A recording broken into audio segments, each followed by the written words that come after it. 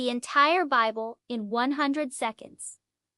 Let's go. 2 Timothy chapter 1, verse 15. This is the second letter written by the Apostle Paul to Timothy, who was one of his closest friends and spiritual sons. Paul wrote this letter during his second imprisonment in Rome, shortly before his execution, when he was awaiting his martyrdom. So he's writing to Timothy, who was in Ephesus, saying, "Hey, my son, I'm about to be executed, so I want to encourage you and equip you for the race that you're gonna run after me."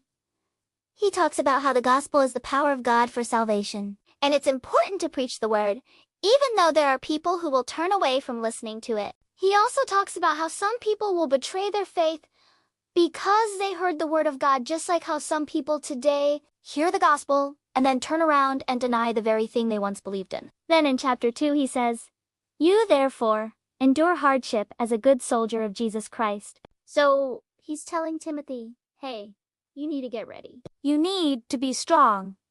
The race is not easy. There's going to be persecution.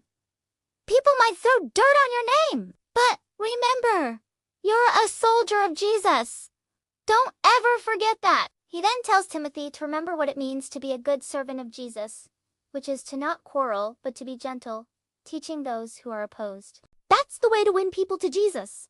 Not by being angry and fighting with them, but by being gentle and loving and kind and serving them. And so he finishes the letter by saying, "I am already being poured out like a drink offering," meaning he's about to be executed, and the time of my departure is at hand. I have fought the good fight.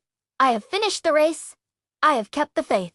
Henceforth, there is laid up for me the crown of righteousness, which the Lord, the righteous judge, will give me on that day, and not only to me, but to all who have loved his appearing.